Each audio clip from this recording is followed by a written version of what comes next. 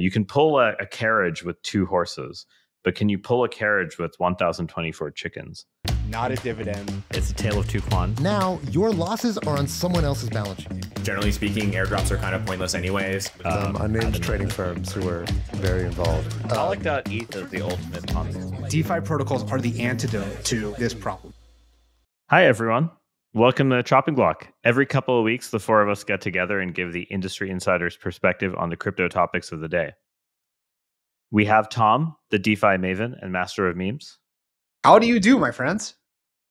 We have Robert, the crypto connoisseur and czar of Superstate. GM. We have Tarun, the gigabrain and grand poobah at Gauntlet. Yo. And we have me, Hasib, head hype man at Dragonfly. We are early stage investors in crypto, but I want to caveat that nothing we say here is investment advice, legal advice, or even life advice. Please see choppingblock.xyz for more disclosures. And first off, I want to say to our audio-only listeners, this might sound very confusing, and I the only thing I will tell you is please go watch the video, even if it's just for 30 seconds, because it'll be more. Very important this week to catch the visuals for our special Halloween episode. And Bitcoin this week is almost at its all-time high. I guess it's excited for the end of election season, the way that many of us are excited to be bored of having to not look at, crazy news every day. But with that, I'll hand it over to our green-haired friend. By the way, if you're watching, look at the signs behind me. They represent Hasib's true inner self. Okay, thank you. Well, yeah, we thought we'd mix it up today, and as Tarun, I'm going to take over moderating. It is Halloween. We wanted to make things a little bit fun for you guys, but there's, as always, a lot of news. Also, I cannot actually read any of the notes of these glasses, so I'm going to do the grandma move here. So there are a few stories that we wanted to get through in the spirit of Halloween scariness and weirdness. The first thing is the rise of GOAT token. So first thing I should ask, anybody here invested in GOAT token? Do any of you guys own any AI meme coins? I have an allergy to investing in what GOAT is derived from. And so I saw this and I did not want to participate. An allergy in what goats are derived from? Oh, goat seed. No, goat seed. Yeah. Like the origin of this. You're not supposed token. to Google it. Yeah. Don't Google it. Don't. Yeah. I mean, but I would say I had the opposite reaction. I was like, wow, Mark Andreessen is shilling a shitter. Let's go. I think I bought like $100. It was not like a. You did? Okay, wow. That's like 50,000 now. No, I bought a little later. I think it's like 8,000. But wow, very uncharacteristic of you as a top tier VC to be going all in on a I meme was coin. just looking at Mark Andreessen writing about this, and then I was reading the replies, and I saw these like normal AI people going crazy and like yelling at him, and I was like, and I saw the crypto people being like, "This is the singularity," and I was like, "Okay, this is the first time that AI people have paid attention at all to anything in crypto." And that when I saw that, I was like, "Aha! This is worth the $100 lottery ticket."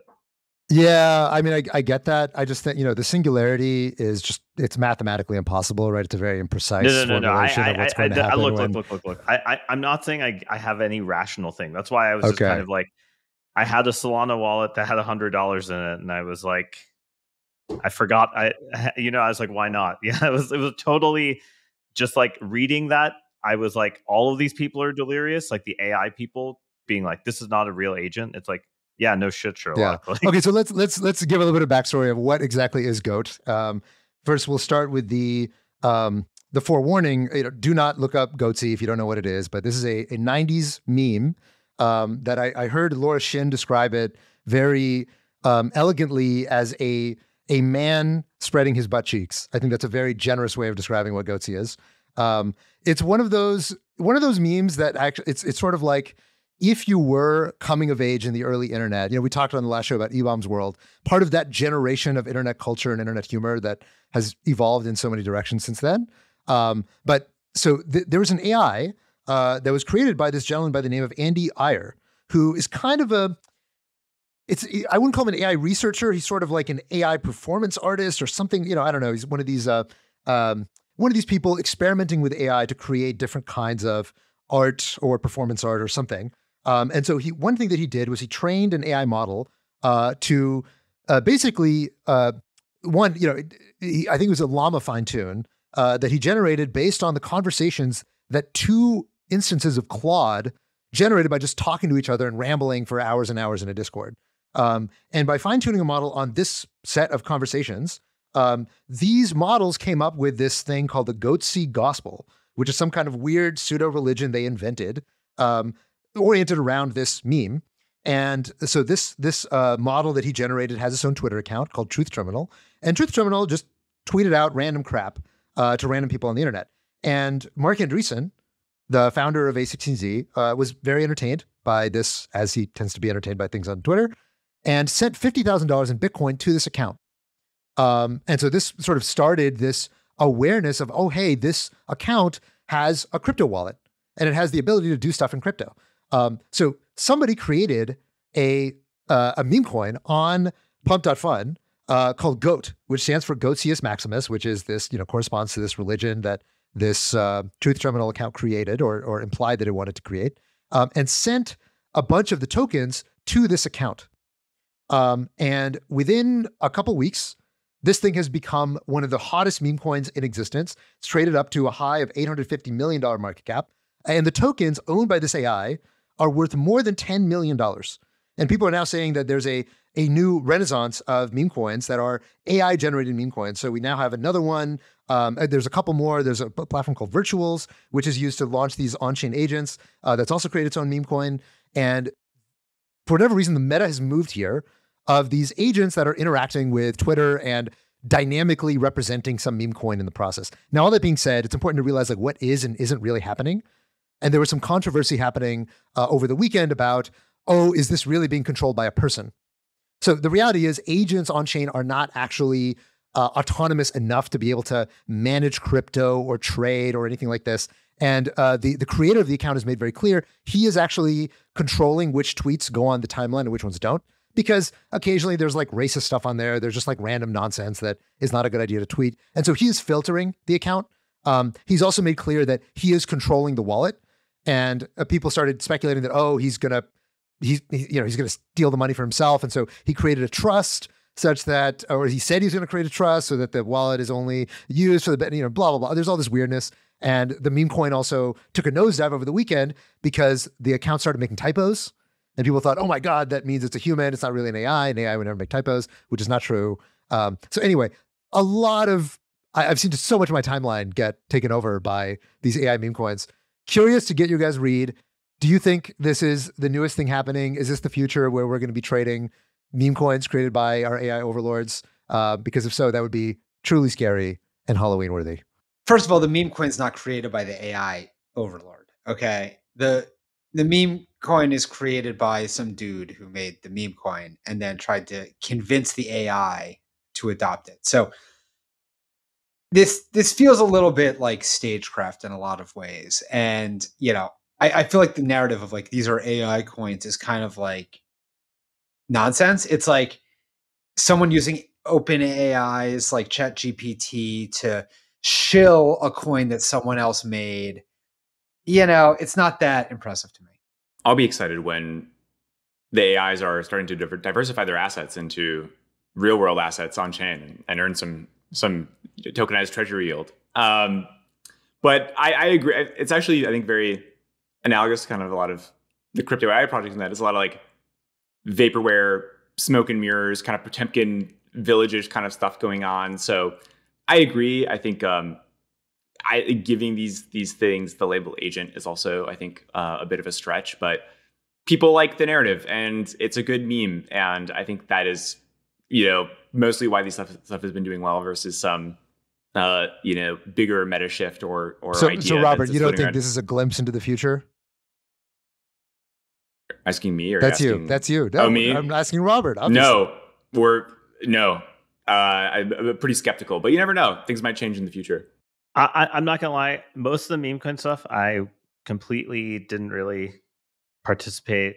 But I just like I said, I happen to have this wallet, and I was reading this Mark Andreessen thing, and I was like, Mark Andreessen is implicitly marketing a meme coin this is insane. Like this $100 that I forgot about, there's no other way to spend it. You know, it was like a total joke, like a fluke. I just like happened to be holding a phone that had the $100, and I happened to be reading that, and I was like, you know what? Yeah, it's just like a momentary lapse in judgment. Although I guess it wasn't a lapse in hindsight. Are you now a financial nihilist? No, I just feel like, you know, I just went to the casino, and you know, normally I don't play anything at the casino, but somehow I decided to play Baccarat. And I was just like, I had one too many drinks and I played one round of Baccarat. That's like basically what happened. This sounds like you're defending your actions in a deposition. You're like, the phone was just there. You know, I found the money. I didn't know what I was doing. It was all a moment of excess. Yeah, we're going to find out that he actually is the one who was partially responsible for creating this coin. And this is like the cover. Like, oh, I bought $100 worth by accident. That would make sense. Yeah. No. I wish I was both smart and stupid enough at the same time to have pulled that off. But I think the thing that was interesting to me about it was the narrative itself will create the real thing. Like, people are all making these kind of actual agents that are doing these actions, right? Like Brian Armstrong and Coinbase are really pushing the Coinbase API for agents and modifying it so LLMs can call directly into it, and you can write cursor code that calls their APIs directly. And so I actually think the reason that this is interesting is not that it itself is the correct thing, but it's inspiring people to make all this other infrastructure so that the thing that it claims will happen. Yeah, I do think there are these kinds of self-fulfilling prophecies in technology where something is just so fun and so cool that like we want it to be true, and then we do everything that we need to in order to make it true. I think this might be one of those moments.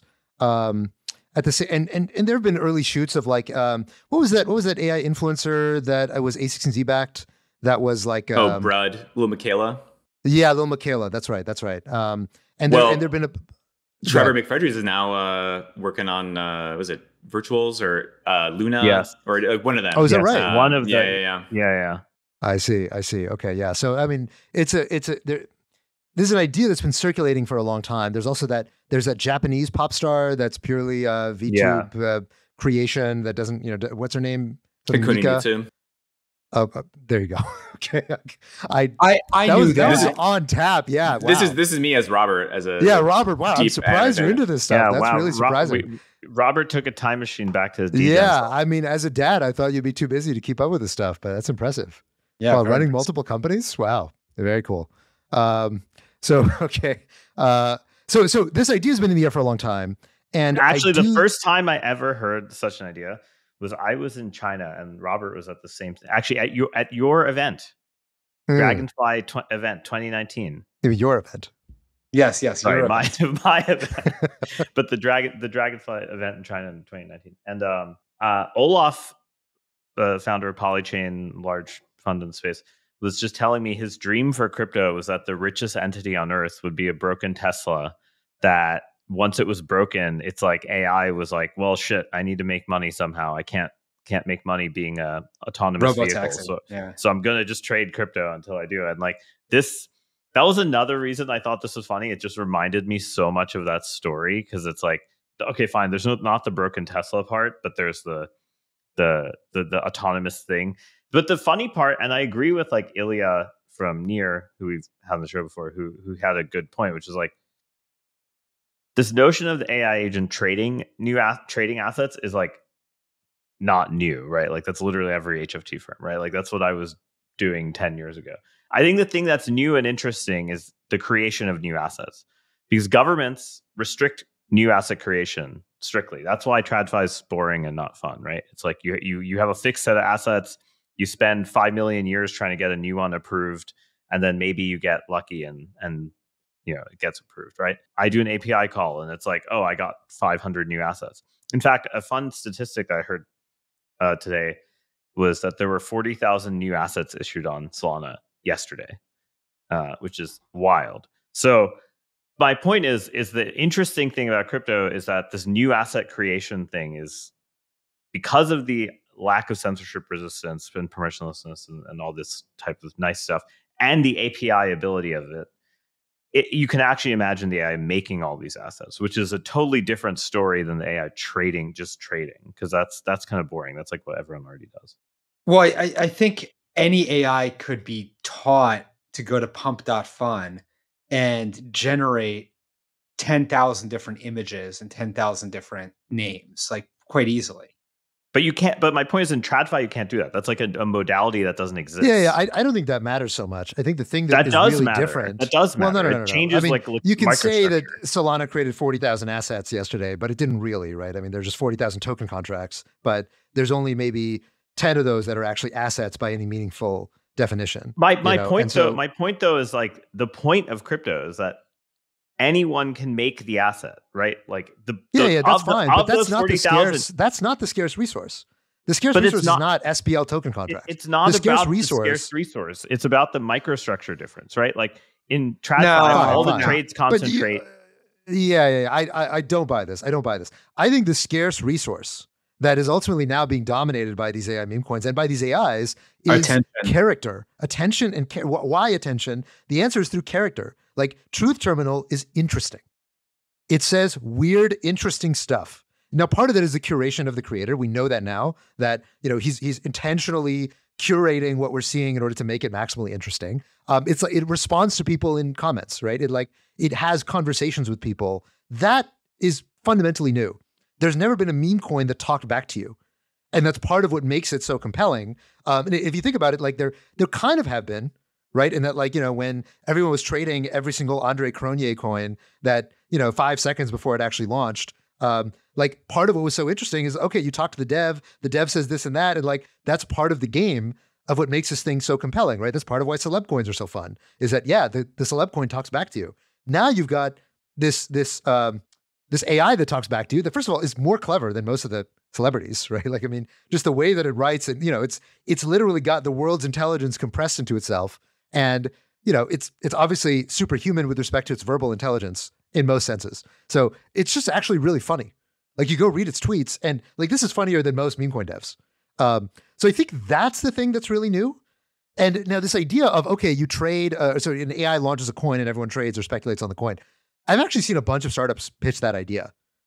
It's actually, a bunch of people have tried to do that, and it doesn't work because no one wants to trade, just, here's some LLM agent and you can trade its coin. There's a bunch of projects that I know that have tried this and it hasn't worked. The reason why Truth Terminal tried this is that Truth Terminal is just really charismatic. It's actually funny. It's actually kind of breaking through this noise, this attention game, which is what every meme coin is ultimately competing on. And so I think we are at, in some sense, like a local maximum, that there's a lot of novelty and excitement around the fact that these AIs are actually funny now. And if you did this in GPT-3 land, the AIs wouldn't be funny. They would just be kind of incoherent, and they just wouldn't be able to keep pace with what's happening in crypto. But I think the novelty of that will probably wear off within, call it 6 months would be my guess, of, okay, this AI is really clever, and it's like talking back, and it's like talking shit, and it's got, it's has all these like really kind of esoteric, not safe for work callbacks that it's making and stuff. But once there's like 50 of those that have a bunch of followers on Twitter, then it's kind of like, okay, now there's like, okay, it was kind of cool when someone made the first 10K PFP, but now this is like the 40th one, and like, come on, let's try something new. Well, here's my prediction of the AI coins in the future. So for any token, there's really like trying to get my head. There's really a spectrum. There's really a spectrum between meme value and work value. Work being what it produces, what goes into it, the hard science, whatever, right? And the AI coins are starting off purely on the meme side. I think what will work long term are the AI coins on the work side that are doing something, whether it's, being funny and getting tips online and it turns into something, or if it's like, solving problems for people, or like, automating Ubers, and getting paid a cut of each of it and then tokenizing it. Like work AI will take over time. And like crypto wallets are the easiest way for actual AI agents to spend capital and earn capital. And so eventually, when we get out of the easy mode meme-based value world into the hard work-based value world, AI coins will work, and there'll be lots of them, and they'll have actual value and sustainability and all these things. But until then, I think we're stuck with this sort of like lowest hanging fruit, which is its value comes from people laughing at the fact that there's a new asset. Totally. And it reminds me a little bit. Do you guys remember that NFT collection of there was this like Indonesian guy who took a bunch of selfies and turned them into NFTs, and it like went super viral, and these NFTs started trading for thousands of dollars. It feels a little bit like that, where the internet like decided to adopt this weird story. And it's like hilarious that we all collectively agreed that like this is the thing that we're all going to make worth a lot of money. But I think the rule of thumb in my mind is that when it's a story that it's attached to, like a sort of temporal event, that means almost by definition it's going to be transient. And it'll be hot for like, a few months, and then the attention will wane and people will move on to something else. When there's no story is when there's the real potential for longevity, right? So like, think about, what's the story around, WIF, or what's the story around Bitcoin for that matter? There's not really a story. It's just like, it's just a meme. That's it. It's just a picture of a dog. And if you like that, buy the token.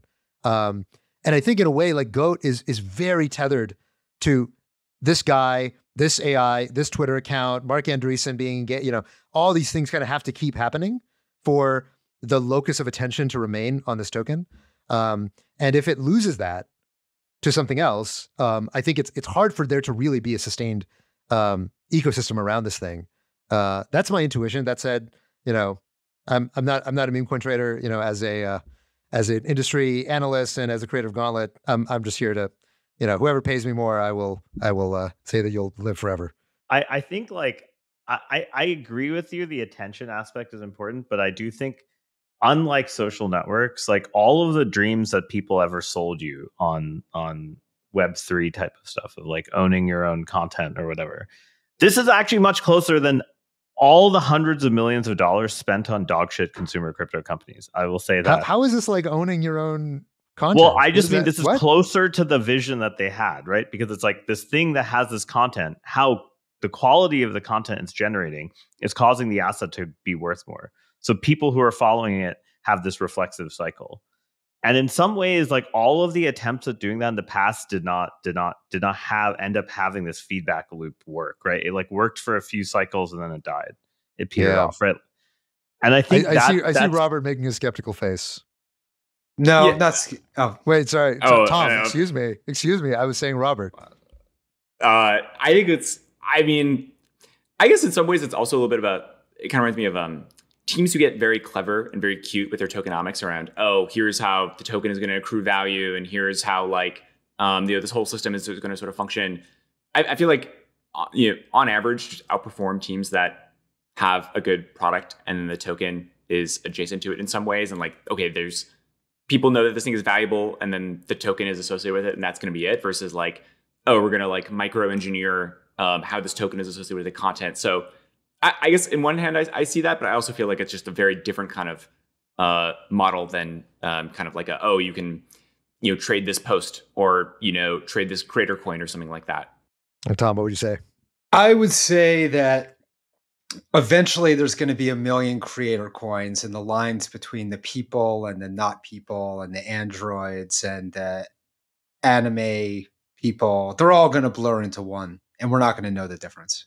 Okay, fair enough.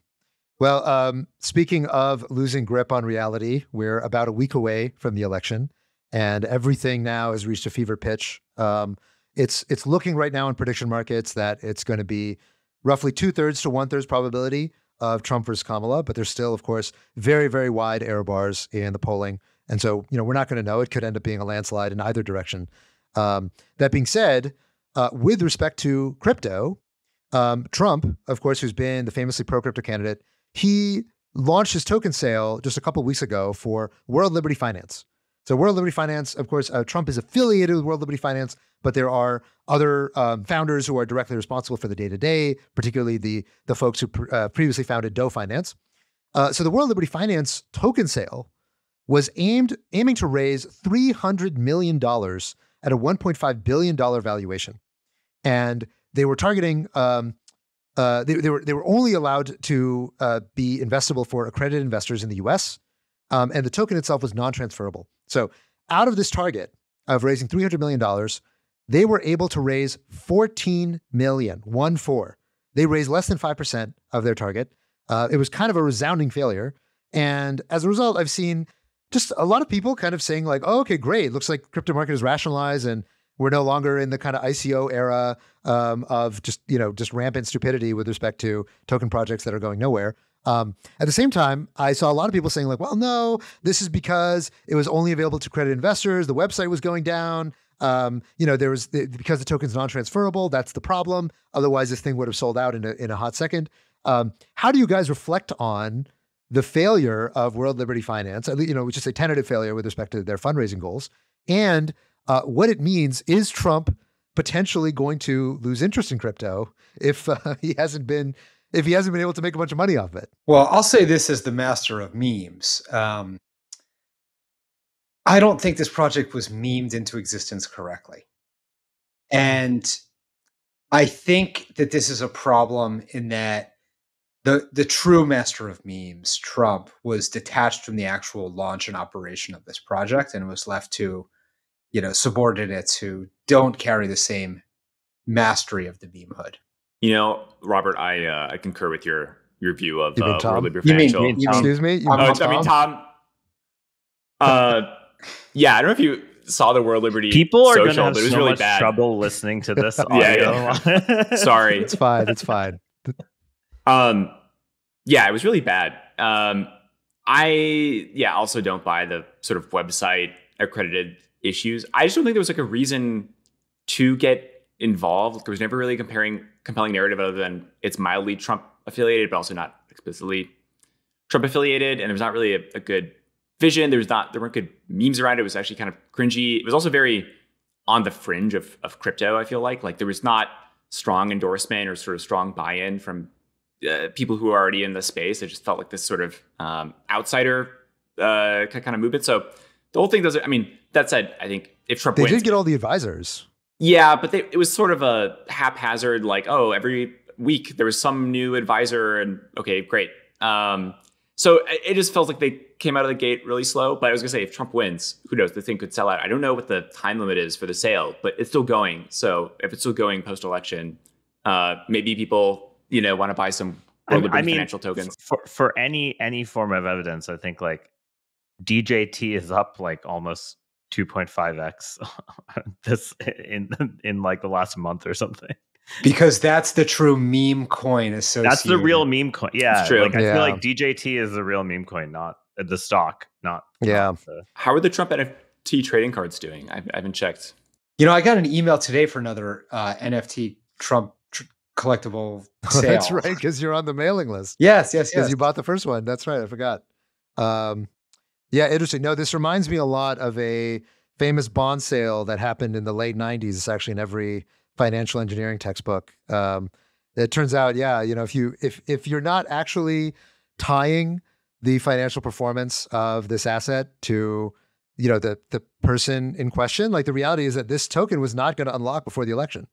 So if it's not unlockable and you can't actually see the price go up because, the sale is an extended period of time, I think just tactically, that was enough to make it a mistake, which is that's what people want. People want, like, I buy Trump do well, number go up. And like, that's fundamentally what you're selling. And if you're not actually encapsulating that in the financial characteristics of the product you're selling, then it's like you're selling the wrong thing. You're like trying to sell Trump steaks and instead they're, steak knives or something. Just like the wrong thing. At the risk of alienating people, but probably no one who listens to this podcast, the World Liberty Financial launch had Urbit vibes, where it's like really far right fringe. No one wants to buy it. It like didn't have like financial performance. Like Urbit was always like getting shilled by this like alt-right, very, demographic. I don't think the alt-right was shilling World Liberty Finance. I don't think anybody was shilling it. Nobody was. Yeah. Therein lies the rub. That. Okay, maybe you're right. Maybe it was no one. I think there were op-eds of like, oh, Trump is making a mistake. People should like people should get in his ear and tell him not to do this. But I think Urbit was the same way. It was like attracting a non-existent demographic, right? Like it's just Are like people telling urban people like don't do this, it's bad for your career? No, Yes. but I agree with Hasib here in that there is no target demographic to fit with the marketing. Who's gonna get really hyped about a fork of Doe Finance? Well, they said that they're going to do some kind of stablecoin thing. Yes, because everybody has to launch a stablecoin. But is that just like a Go GHO fork, or does anyone know what have they given any detail? I'm assuming the answer. I think they're trying to pump the ICO with new ideas. Yeah. Well, this thing seems pretty dead on arrival, unfortunately. But we'll see. We'll check back in post-election. If Trump does end up winning, then maybe there'll be some life in this thing. But otherwise, it looks like this thing is a pretty big failure. And supposedly, or my understanding was that Trump or the Trump family or Trump entity gets the proceeds past like 30 million or something, and they didn't hit the hurdle. So Trump gets nothing from this failed sale, basically. Barron's 4 wallets will remain empty. Very sad. they will be barren. Barron's wallets will be barren. Wow. Incredible. That was a Hasib, you're Hasib level on it joke. today. You're on it. You're on it. That was good. Great That one, was good. Hasib. I would not think for Hasib to be fast enough to come up with that. Okay. Yeah, only Wow. Tarun Very would nice. be. Yeah, exactly. That's a very Tarun joke. Okay. Last story, I guess one that we have been coming up against again and again is malaise in the Ethereum camp. So Ethereum down bad, everything in this market. Well, not everything. Bitcoin right now is at like north of 70K. Markets are feeling very flush on the backs of potentially seeing a Trump win. And of course, that would likely be bullish for crypto assets across the board. But Ethereum has been lagging. So Ethereum, relative to the other majors, has been probably the weakest among everything that you see in the top 10. And Vitalik has been recently back in Twitter after having been in hiding on Farcaster for a very long time. He's now back on Twitter in the fray, kind of going at people. And he's released a long set of blog posts describing the Ethereum roadmap, and also in public starting to more often defend the Ethereum roadmap against some of the detractors. So the standard critique of Ethereum right now has been Ethereum doesn't really have a North Star. It's kind of, this highfalutin, okay, we have 7 different stages of scaling, the surge, the splurge, the verge, the merge, whatever. And people are like, I don't really get it, right? What's the simple story? The simple story for Solana is, number go up, Solana go fast. And people are really pushing for Ethereum to, one, simplify the story and defend the story in public. And second, to try to regain some of the mantle by not allowing so much of this financial activity on the Ethereum ecosystem being sucked up by the L2s and come back more so to the L1. So curious what you guys see. Do you guys feel like this gambit is working? Is Vitalik's re-engagement in the public sphere starting to reignite some of that energy around Ethereum? Or do you feel like this is the last gasps and Ethereum is just losing the narrative war and it's not going to change? Well, I don't have an opinion so much as I'd like to read one tweet that I found quite appealing and interesting by an account named Molly. First time BTC hit 70K, ETH 4K. Second time BTC hit 70K, ETH 3.9K. Third time BTC hit 70K, ETH 3.3K. Now BTC hit 70K for fourth time, ETH 2.5K. It's almost a haiku of crypto. Beautiful.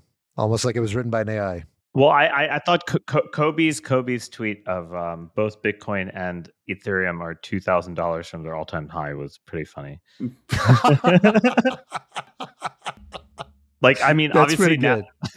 that was like last night or whatever, but I thought that was pretty good. Okay. Robert, what's your take? I mean, I think people are sort of seeing this as like wartime Vitalik. I think we're not there yet, but I think, like all the sort of quality of life stuff that people are talking about for Ethereum mainnet actually seem great, right? Like basic stuff like EIP 7701, 7702, things that make the chain more usable for your average person to actually get them to do things. I agree that right now the narrative is very confusing. You tell people to use Ethereum, and so yeah, I didn't actually mean Ethereum. I meant an EVM chain, an EVM rollup that is on Ethereum, or you are on one rollup, you have to go to another rollup. I do think the roadmap to a certain extent does address this, and there's a vision for how this all kind of comes together, but that doesn't really resonate with people who are potentially buying ETH or using ETH. And so I think a lot of it is just a narrative battle. And Ethereum just doesn't have the kind of same, I feel like, momentum or sort of wartime mentality as I think other chains or other sort of ecosystems. It's much more of a kumbaya. Let's all do some research and talk about our cypherpunk vision together. Yeah. Haseeb, do you think that Vitalik has the capacity to be a wartime CEO? Yeah, I mean, I do think the ticker is ETH tweet became quite shared and memed. I think the kind of like interesting thing to me about it is there is a sense in which the L2s themselves, I think, because of how much they've spent time warring with each other, have sort of made Ethereum, it feels in sometimes like they've made Ethereum collateral damage in the process. Not just from like, hey, there's less economic value or fees. I actually don't think that's the thing that's driving it. But I think like the way they're like fighting over each other kind of almost emphasizes the flaws in Ethereum more, right? Like each rollup being like, you don't have my feature, this sucks. Kind of like just to an outsider who it's their first time looking at crypto, they like, if they just read crypto Twitter for like an hour, they're just going to be like, wow, only these Ethereum rollups are saying things that are also built on Ethereum suck. So there's this kind of Spider-Man meme problem where everyone is pointing at each other instead of like trying to understand the global problem, which I feel like is like a thing I think like you often see a lot of other communities point out about Ethereum. Ethereum is like, there's kind of this like incoherence in that way.